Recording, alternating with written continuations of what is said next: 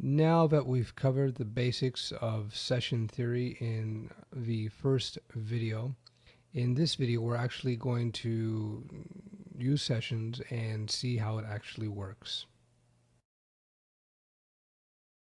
So what I've done is I've created two basic pages, basic PHP pages, and I filled in a little bit of code, session 1, page 1, page 2.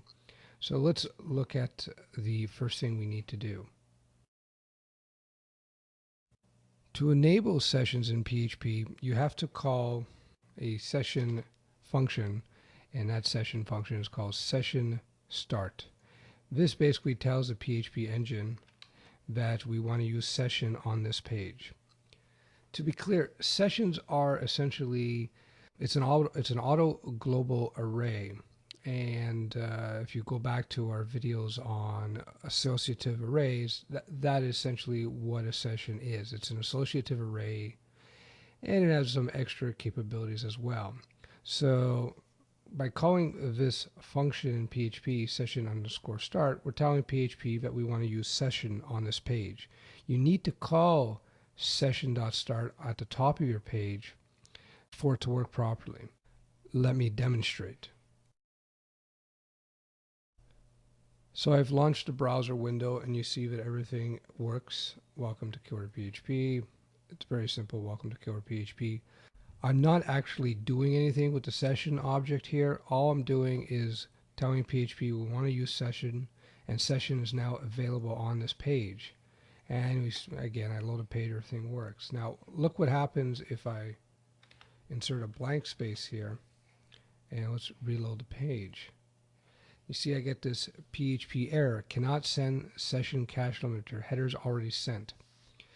So what that tells us is that when you're calling session, it has to be the very first thing on your page.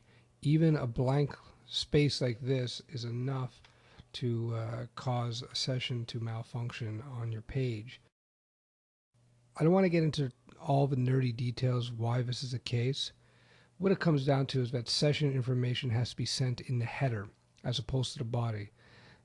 It's the way in which web pages are sent down to the browser from the web server. First they send the header, and number two, they send the body. This would be the body, of course, all this stuff.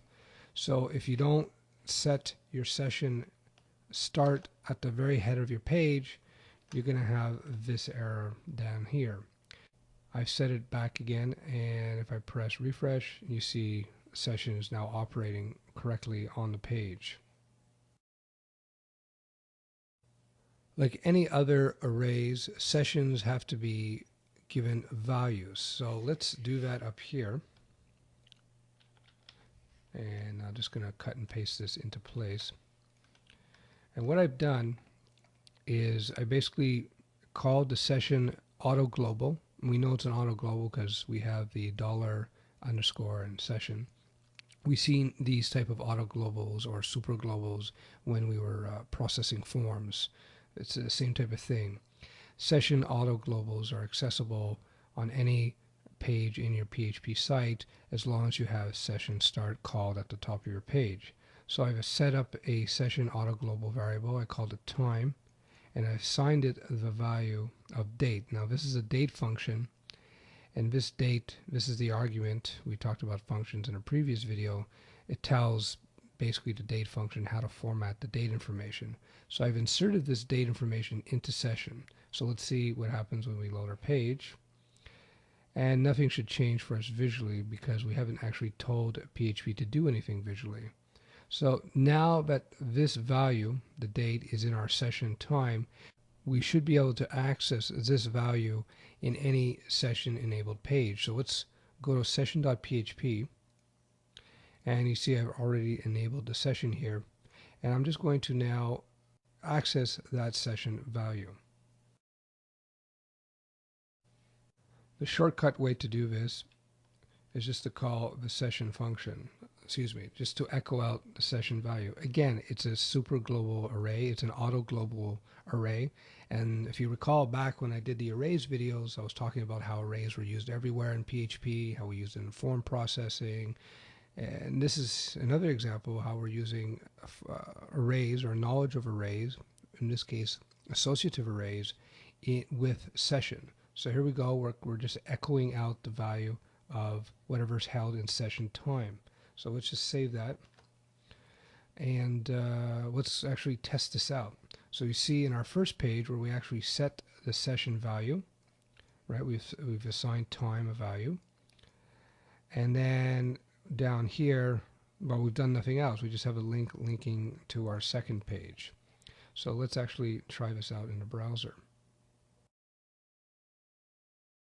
Here we go again. Let me just refresh. So when I first hit this page, the first page, it sets the session value, which is the time value. So now I'm going to go to that second page, and we see, sure enough, the value is held here, which is the current time, or the time at which we actually set the value. Now, let me refresh this. You notice the time is not changing. The reason the time is not changing is because we set the value for session time, right? We're calling it here in the first page. So at the moment that the script is processed, it gets the time, it puts it in session, and it holds this value. So this won't change unless we go back to the first page, the index page, and this will reset. So if I go back again, I click through, now you've seen it's changed for us. Again, that's because session value is getting set only on this page, and on the second page it's being read. Does that make sense? Okay, let's add another value to our session auto global. So I'm just going to cut and paste this in to make our life easier. So I created another session variable, and I called it browser. And now I'm using the server auto global. Again, we know it's an auto global because we got the dollar and the underscore and all cap server. And we're asking the server auto global to give us the HTTP server user agent. Basically, that's the browser the particular user is using. So let's save. I saved that already. So let's make sure everything's cool. I'll reload.